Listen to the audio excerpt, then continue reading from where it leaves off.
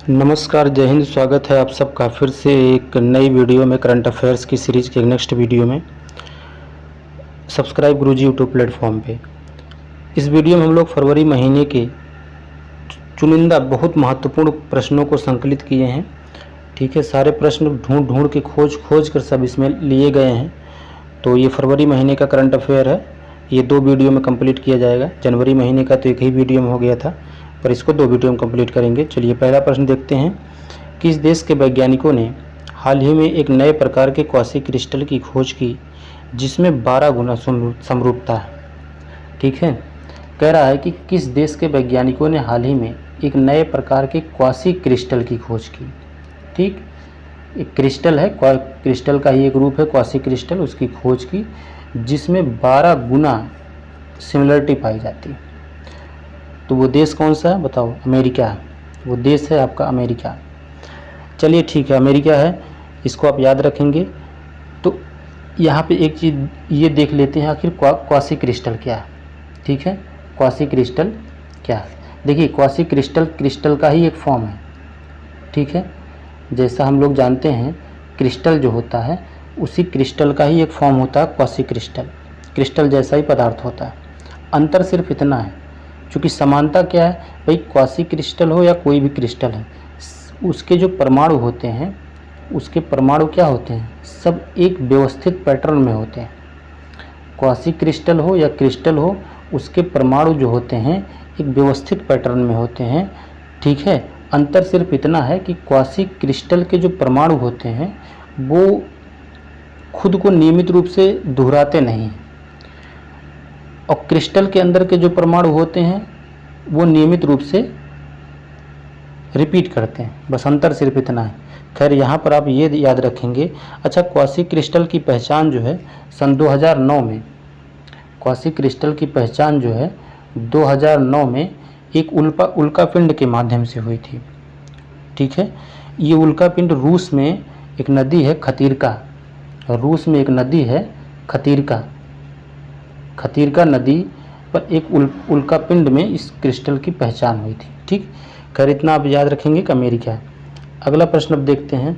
अगला प्रश्न क्या कह रहा है कि कौन सा देश 2023 के अंत में अंतरिक्ष मिशन के लिए अपनी पहली महिला अंतरिक्ष यात्री भेजेगा? बताओ, वो देश कौन सा है जो अंतरिक्ष मिशन के लिए अपनी पहली महिला अंतरिक्ष यात्री भेजेगा? वो देश है आपका, कौन सा देश है? सऊदी अरब। ठीक है, ये काम करने वाला देश है सऊदी अरब। देखिए, सऊदी अरब इसी साल के अंत में 2023 के अंत में अपनी पहली महिला अंतरिक्ष यात्री को अंतरिक्ष मिशन पर भेजेगा। ठीक है, ये आप याद रखेंगे, ये काफ़ी इम्पोर्टेंट है। सऊदी अरब के बारे में जान लेते हैं। यहाँ की राजधानी क्या है? रियाद। सऊदी अरब जब आ गया तो यहाँ की राजधानी हम लोग देख लेते हैं। राजधानी कहाँ है बच्चों? रियाद। राजधानी आपका रियाद हो गया। यहाँ की मुद्रा देख लेते हैं। क्या मुद्रा यहाँ का क्या होती है? रियाल। यहाँ की मुद्रा क्या होती है? रियाल होती है। रियाल यानी कि सऊदी रियाल। यहाँ की मुद्रा क्या होती है? सऊदी रियाल होती है। ठीक है, अच्छा, यहाँ पर चूंकि लोकतंत्र तो है नहीं, राजतंत्र चलता है, तो यहाँ के राजा कौन है? यहाँ के राजा कौन है? सऊदी के राजा कौन है? सऊदी के राजा हैं सलमान बिन अब्दुल अजीज़ अल सऊद। ठीक है, तो आप याद रखेंगे सलमान बिन है, सलमान बिन याद रखेंगे, इतने से काम चल जाएगा। सलमान बिन अब्दुल अजीज़ अल सऊद यहाँ के राजा। ठीक है, नेक्स्ट प्रश्न देखते हैं। ये कुछ एक्स्ट्रा इसके पॉइंट्स थे। अगला प्रश्न ये देख लेते हैं। अगला प्रश्न कह रहा है कि 29 जनवरी सन 2023 को किस राज्य के मुख्यमंत्री ने लाडली बहना योजना लागू करने की घोषणा की? वेरी वेरी इंपॉर्टेंट क्वेश्चन है। लाडली बहना योजना ये काफ़ी इंपॉर्टेंट योजना है। ये किस देश के मुख्यमंत्री ने ये चीज़ की घोषणा की है, ये आपको बताना है। बताओ भाई, जल्दी बताओ। ये कौन सा किस प्रदेश के मुख्यमंत्री ने, किस राज्य के मुख्यमंत्री ने ऐसा किया है? वो राज्य है आपके मध्य प्रदेश। ठीक है, मध्य प्रदेश के मुख्यमंत्री ने इस योजना की घोषणा की है, लाडली बहना योजना। इसके बारे में थोड़ा सा देख लेते हैं। चूँकि मध्य प्रदेश के मुख्यमंत्री कौन है, मध्य प्रदेश के सीएम हैं शिवराज सिंह चौहान, ये आपको पता होना चाहिए, शिवराज सिंह चौहान। ठीक है, शिवराज सिंह चौहान मध्य प्रदेश के जो सीएम हैं, इन्होंने 29 जनवरी सन 2023 को लाडली बहना योजना लागू करने की घोषणा की। ठीक, इसके बारे में देख लेते हैं। नर्मदा जयंती के अवसर पर उन्होंने इस योजना को लागू करने की घोषणा की थी। नर्मदा जयंती मनाई जाती है 29 जनवरी को। ठीक है, उसी समय उन्होंने ये घोषणा की थी। इस योजना के माध्यम से, लाडली बहना योजना के माध्यम से 1000 रुपये, याद रखिए 1000 रुपये जो गरीब और मध्यम वर्गीय जो परिवार होते हैं, उनकी बहनों को 1000 रुपये हर महीने, 1000 रुपये प्रति माह ये देने की घोषणा उन्होंने की है। लेकिन इसके लिए मध्य प्रदेश का निवासी होना अनिवार्य है। ठीक है, ये आप याद रखेंगे। लाडली बहना योजना में 1000 रुपये हर माह मिलेंगे जो गरीब और मध्यम वर्गीय परिवार हैं और मध्य प्रदेश के निवासी। मध्य प्रदेश के मुख्यमंत्री आप जाने के शिवराज सिंह चौहान। अब लगे हाथ आप यहाँ के गवर्नर को भी देख लो। ठीक है, यहाँ के गवर्नर कौन है, मंगू भाई छगन भाई पटेल, याद रखेंगे मंगू भाई, याद रखेंगे कौन, मंगू भाई हैं। ठीक है, ये इतना जान लें। मध्य प्रदेश में अगर वहाँ के राष्ट्रीय उद्यान जो होते हैं और वहाँ जो बांध है बहुत सारे हैं, उसको याद रखेंगे तो बांधवगढ़ राष्ट्रीय उद्यान है, एक आपको पता होगा कान्हा राष्ट्रीय उद्यान है। ठीक है, पेंच भी वहीं पर, पन्ना भी है, पन्ना मध्य प्रदेश, पेंच भी वहीं पर फंसा है ना, पन्ना है तो पेंच भी फंसा वहीं पे। और संजय गांधी राष्ट्रीय उद्यान भी वहीं पर है। सतपुड़ा की पहाड़ियाँ तो सतपुड़ा राष्ट्रीय उद्यान भी वहीं पे। तो इस तरीके से याद रखेंगे। बांध के बारे में बाणसागर बांध है जो कि सोन नदी पर बना हुआ है, भीमगढ़ तार बांध है। ठीक है, गांधी सागर बांध है, चंबल नदी पर बना है गांधी सागर बांध। ठीक, नर्मदा नदी पर इंदिरा डैम बना है, इंदिरा सागर बांध बना है। तो इस तरीके से आप याद रखेंगे। ठीक है, अगला प्रश्न देख लेते हैं। मध्य प्रदेश के बारे में इतना बहुत कुछ जान लिए, अगला प्रश्न देख लेते हैं। अगला प्रश्न कह रहा है कि विश्व आर्द्र भूमि 2023, विश्व आर्द्र भूमि 2023 की थीम आपको बताना। बताओ भाई, विश्व आर्द्र भूमि 2023 की थीम क्या है। ठीक है, सबसे पहले थीम से भी ज़्यादा इम्पोर्टेंट होता है विश्व आर्द्र भूमि दिवस किस तारीख को मनाया जाता है। विश्व आर्द्र भूमि किस तारीख को मनाया जाता है, ये थीम से भी ज़्यादा इम्पोर्टेंट होता है। मनाया जाता है, आप याद रखेंगे 2 फरवरी को। 2 फरवरी को हर साल विश्व आर्द्र भूमि दिवस, वेटलैंड डे, ठीक है, मनाया जाता है। तो इस साल की जो थीम है, इस साल की जो थीम थी वो थी it's time for wetlands restoration. ठीक है, इस साल की थीम क्या है, it's time for wetlands restoration. 2 फरवरी को हर साल मनाया जाता है। ठीक है, इसकी शुरुआत जो है अगर आप समझें तो इसकी शुरुआत सन 1971 में जो रामसर कन्वेंशन हुआ था 1971 में। ठीक है, 2 फरवरी 1971 आप याद रखेंगे कि 2 फरवरी 1971 को ईरान का एक शहर रामसर, ठीक है, वहाँ पर रामसर कन्वेंशन हुआ था आर्द्रभूमि के मामले में। आर्द्रभूमि पर कन्वेंशन एक हुआ था रामसर में, तभी से इस चीज़ को चिन्हित किया गया है। और ये दिवस पहली बार, अगर शुरुआत तो इसी समय हुआ था जो रामसर कन्वेंशन 2 फरवरी 1971 को हुआ था, लेकिन ये पहली बार इसको जो मनाने की घोषणा हुई थी 1997 में हुई थी। ठीक है, तब से लगातार 2 फरवरी को ये चीज़ मनाया जाता है। ठीक है, वेटलैंड्स डे, इसको याद रखेंगे, it's time for wetlands restoration. अगला प्रश्न देख लेते हैं। अगला प्रश्न ये कह रहा है कि बजट 2023 में पीएम प्रणाम योजना की घोषणा, ये काफ़ी फेमस योजना है, आप सुने होंगे। बजट 2023 में इसकी जिक्र किया गया था।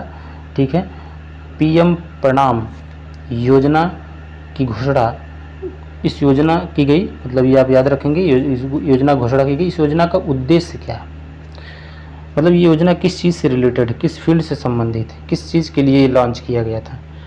तो याद करेंगे, ये कृषि में रासायनिक जो उर्वरक होते हैं उनके अंधाधुंध प्रयोग को कम करना।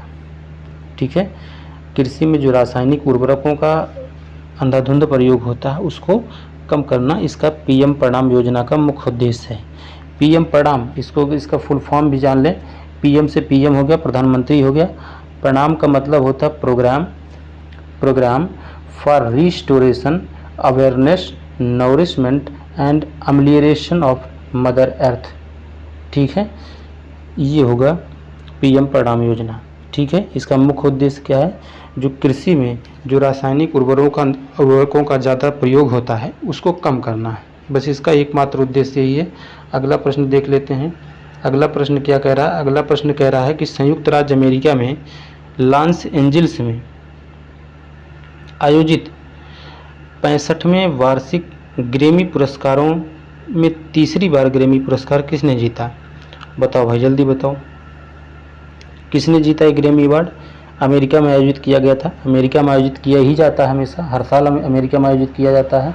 तो अमेरिका के लॉस एंजिल्स में, ठीक है, अमेरिका के लॉस एंजिल्स में इस ग्रैमी पुरस्कार की घोषणा की जाती, मतलब यहाँ पर प्रदान किया जाता है, यहीं पर वो आयोजित किया जाता है। तो ये जो 65वां वार्षिक ग्रैमी अवार्ड इस साल हुआ था 2023 में, उसमें तीसरी बार ग्रैमी अवार्ड किसने जीता? बताओ। जो 65वां ग्रैमी अवार्ड है ये 5 फरवरी 2023 को हुआ था। कब हुआ था? 5 फरवरी 2023, ये आप याद रखेंगे, पहला पॉइंट। और ये लॉस एंजिल्स अमेरिका में होता है, आयोजित किया जाता है, ये आप याद रखेंगे। ये भी पूछ लेता है ग्रैमी अवार्ड का आयोजन कहाँ पे किया जाता है? लॉस एंजिल्स में किया जाता है। ये कौन सा संस्करण था इस बार? 65वां 65 नंबर का संस्करण था। ठीक है, ये किसको मिला है बताओ, किसको मिला है? तीसरी बार ये किसको मिला है? तो आप याद रखेंगे, बहुत इंपॉर्टेंट है, वेरी वेरी इंपॉर्टेंट क्वेश्चन है। ये मिला है रिकी केज को। किसको मिला है? रिकी केज को मिला है, ये इनको तीसरी बार मिला है। ठीक है, रिकी केज के बारे में देख लेते हैं। ये रिकी केज जी जो है ये एक इंडियन है, हमारे भारतीय नागरिक हैं, बेंगलोर के रहने वाले हैं। ये बेंगलोर के जो है संगीतकार हैं, एक म्यूजिशियन है। ठीक है, बेंगलोर की एक म्यूजिशियन है रिकी केज। इनको तीसरी बार ये पुरस्कार प्रदान किया गया। ठीक है, पहली बार इन्होंने 2015 में ये पुरस्कार जीता था, तो आप याद रखेंगे, पहली बार इन्होंने 2015 में जीता था, और ये तीसरी बार जो है 2023 में इनको ये पुरस्कार मिला है। अगला प्रश्न देख लेते हैं।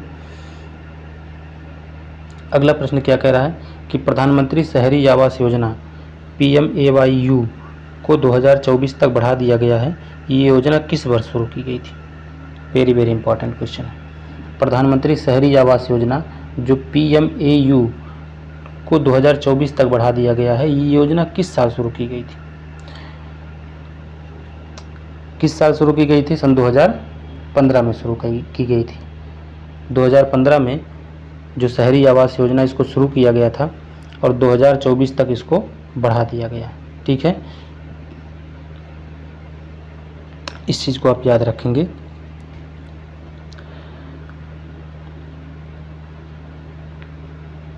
ठीक, चलिए, हाँ, ये 2021-22 में जो वित्तीय वर्ष 2021-22 के दौरान जो प्रधानमंत्री आवास योजना है, इसके तहत लगभग 123 लाख घरों को मंजूरी दी गई थी। 2021-22 का जो वित्तीय वर्ष में है, वित्तीय वर्ष चल रहा था, उसमें 123 लाख, ठीक है, प्रधानमंत्री आवास की मंजूरी दी गई थी। ठीक, इसकी शुरुआत आपको पता है 2015 में 25 जून 2015 को, 25 जून 2015 को ये भारत सरकार द्वारा इसको शुरू किया गया था। केंद्रीय जो शहरी आवास और विकास मामलों का मंत्रालय है, वही इस चीज़ को मतलब इस चीज़ को क्या करता है, इसको क्रियान्वित करता है। ठीक है, तो आप याद रखेंगे इसको। चलिए अगला प्रश्न देख लेते हैं। अच्छा, अब तक लगभग कितने घरों का निर्माण किया जा चुका है, ये भी जानना जरूरी है। योजना के तहत लगभग 1.12 यानी कि 1 करोड़ 12 लाख घरों का निर्माण किया जा चुका है ना। 1 करोड़ 12 लाख घरों का निर्माण अब तक 2015 से लेकर के अब तक 1 करोड़ 12 लाख घरों का निर्माण प्रधानमंत्री आवास योजना के तहत किया जा चुका है। ठीक है, याद रखेंगे। अगला प्रश्न देख लेते हैं। अगला प्रश्न कह रहा है कि निम्नलिखित में से किसने बार्ड नामक एआई सेवा का अनावरण किया? बार्ड, किसने बार्ड नामक एआई सेवा का अनावरण किया? आपका आंसर क्या हो जाएगा? गूगल। याद रखेंगे गूगल। अब बार्ड क्या है, चलिए देखते हैं बार्ड क्या है। बार्ड नामक जो एआई का मतलब आर्टिफिशियल इंटेलिजेंस, जो बार्ड नामक एक आर्टिफिशियल इंटेलिजेंस सेवा का अनावरण किया गया है वो गूगल द्वारा शुरू किया गया है। ठीक है, ये जो गूगल का एक बहुत ही पॉपुलर है जो चैट बाट करके है, ठीक है, उसी का मुकाबला करने के लिए जो चैट जो बाट करके है, चैट जीपीटी है ना, उसी का मुकाबला करने के लिए बार्ड नामक एक नया आर्टिफिशियल इंटेलिजेंस गूगल ने ही शुरू किया। ठीक, इसको आप याद रखेंगे गूगल। अगला प्रश्न देख लेते हैं। अगला प्रश्न क्या कह रहा है? अगला प्रश्न ये कह रहा है कि 6 फरवरी 2023 को ईवा संगम पंजीकरण पोर्टल कहाँ लॉन्च किया गया? ईवा संगम पंजीकरण पोर्टल, ईवा संगम पंजीकरण पोर्टल ये कहाँ लॉन्च किया गया 6 फरवरी 2023 को? जल्दी बताओ। ये लॉन्च किया गया है नई दिल्ली में, ये नई दिल्ली में लॉन्च किया गया है। ईवा संगम जो एक भारत श्रेष्ठ भारत की भावना के तहत इसको लॉन्च किया गया है। ठीक है, जो युवाओं और शेष भारत के जो घनिष्ठ संबंध होते उनको मजबूत करने की पहल इस योजना के तहत युवा संगम पंजीकरण के माध्यम से इसको किया गया है। ठीक है, एक भारत श्रेष्ठ भारत, ये लॉन्च कहाँ किया गया है? नई दिल्ली में। ठीक, इसमें इस पहल के तहत 20,000 से ज़्यादा युवा, 20,000 से ज़्यादा युवक जो हैं वो देश भर में यात्रा करेंगे और जो कल्चरल लर्निंग है, ठीक है, उसका एक उनको सीखने का एक अनूठा अवसर मिलेगा। तो ठीक है, इस चीज़ को समझेंगे। ठीक, एक भारत श्रेष्ठ भारत की अवधारणा से ये बिल्कुल ओतप्रोत है युवा संगम पंजीकरण योजना। अगला प्रश्न देख लेते हैं। अगला प्रश्न कह रहा है कि निम्नलिखित में से किसने 7 फरवरी 2023 को ड्रोन के लिए भारत का पहला ट्रैफिक मैनेजमेंट सिस्टम लॉन्च किया? बताओ, 7 फरवरी 2023 ड्रोन के लिए भारत का पहला ट्रैफिक मैनेजमेंट सिस्टम लॉन्च किया है, वो कौन सा है? ट्रैफिक मैनेजमेंट सिस्टम भारत का पहला है, वो है स्काई एयर, इसने लॉन्च किया। ड्रोन के लिए भारत का पहला ट्रैफिक मैनेजमेंट सिस्टम किसने लॉन्च किया? स्काई एयर ने लॉन्च किया। ठीक है, इसको आप याद रखेंगे। ठीक, स्काई एयर जो है ये गुड़गांव में स्थित एक ड्रोन समाधान प्रदाता इस पर आधारित है। ठीक है, गुड़गांव से इसको ऑपरेट किया जाता है। अगला प्रश्न देख लेते हैं। अगला प्रश्न क्या कह रहा है? चलिए, अगला प्रश्न क्या कह रहा है? कह रहा है कि किस राज्य ने परिवार पेंशन का लाभ उठाने के लिए एकल आश्रित ट्रांसजेंडर व्यक्तियों के प्रस्ताव को मंजूरी दी है? किस राज्य ने परिवार पेंशन का लाभ उठाने के लिए एकल आश्रित ट्रांसजेंडर व्यक्तियों के प्रस्ताव को मंजूरी दी? वो राज्य कौन सा है? वो राज्य आपका उड़ीसा। ठीक है, ऐसा करने वाला राज्य कौन सा है? उड़ीसा। इससे क्या होगा? देखिए, इससे क्या होगा कि उड़ीसा के जो ट्रांसजेंडर परिवार हैं उनको वो सब पेंशन योजना के दायरे में आ जाएंगे। इसका उद्देश्य यही है कि जो परिवार पेंशन का लाभ उठाने के लिए एकल आश्रित ट्रांसजेंडर व्यक्तियों के प्रस्ताव को मंजूरी उड़ीसा सरकार ने दी है। जो फरवरी 2023 में पारिवारिक पेंशन का लाभ उठाने के लिए एकल ट्रांसजेंडर व्यक्तियों के लिए जो नियमों में संशोधन प्रस्ताव को उसको मंजूरी दी गई है। ठीक है, जो 1992 का जो 92 का जो संशोधन अधिनियम है उसमें सिविल सेवा पेंशन के लिए उसमें इस संशोधन को जोड़ा गया है एकल ट्रांसजेंडर व्यक्तियों को पेंशन का लाभ मिलने के लिए। ठीक है, उड़ीसा आ गया। चूँकि उड़ीसा के बारे में जान लेते हैं। उड़ीसा के राज्यपाल कौन है? उड़ीसा का मुख्यमंत्री कौन है? उड़ीसा के मुख्यमंत्री हैं नवीन पटनायक। ठीक है, उड़ीसा के मुख्यमंत्री कौन है? नवीन पटनायक। गवर्नर कौन भैया? उड़ीसा के गवर्नर कौन है? राज्यपाल कौन है? राज्यपाल हैं आपके कौन है? गणेशी लाल। राज्यपाल आपके हैं गणेशी लाल। नवीन पटनायक मुख्यमंत्री हैं, वहाँ के सीएम हैं गणेशी लाल जो है ये राज्यपाल महोदय हैं। और ठीक है, जिलों की संख्या उड़ीसा में कितनी है? 30। ये भी याद रखेंगे, जिलों की संख्या टोटल 30 है उड़ीसा में। ठीक, तो ये आप याद रखेंगे कि एकल आश्रित ट्रांसजेंडर व्यक्तियों की जो पेंशन की मंजूरी किसने दी है? उड़ीसा राज्य सरकार ने दी है। ठीक है, अगला प्रश्न देख लेते हैं क्या कह रहा है। अगला प्रश्न कह रहा है कि भारत का पहला राष्ट्रीय मेट्रो रेल ज्ञान केंद्र किस शहर में बनाया जाना प्रस्तावित है? वेरी वेरी इंपॉर्टेंट क्वेश्चन है। भारत का पहला राष्ट्रीय मेट्रो रेल ज्ञान केंद्र, राष्ट्रीय मेट्रो इंपॉर्टेंट इसलिए है क्योंकि ये इंडिया फर्स्ट है, भारत का पहला है। ये राष्ट्रीय मेट्रो रेल ज्ञान केंद्र किस शहर में बनाया जाना प्रस्तावित है? वो शहर आपका क्या है? नई दिल्ली। ठीक है, वो शहर आपका क्या है? नई दिल्ली। नई दिल्ली में राष्ट्रीय मेट्रो रेल ज्ञान केंद्र बनाया जाना प्रस्तावित, बनाया जाएगा। ठीक है, ठीक, तो इस तरीके से जो है,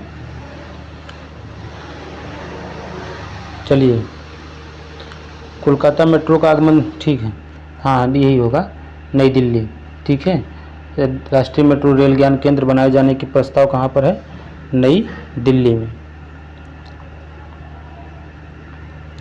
चलिए ठीक है, अगला प्रश्न देख लेते हैं। अगला प्रश्न क्या कर रहा है? ठीक, इस वीडियो में बस इतना ही है ना, तो ठीक है, उम्मीद करते हैं दोस्तों ये वीडियो आपको ज़रूर पसंद आया होगा। और अगर पसंद आया है तो आप चैनल को सब्सक्राइब तो कर ही लिए होंगे, अगर कर लिए हैं तो अपने दोस्तों की स्टडी ग्रुप में इसको ज़रूर शेयर करेंगे, उनको बोलेंगे सब्सक्राइब करने के लिए। और वीडियो को लास्ट तक आप देखें, इसके लिए बहुत बहुत धन्यवाद। Thank you very much.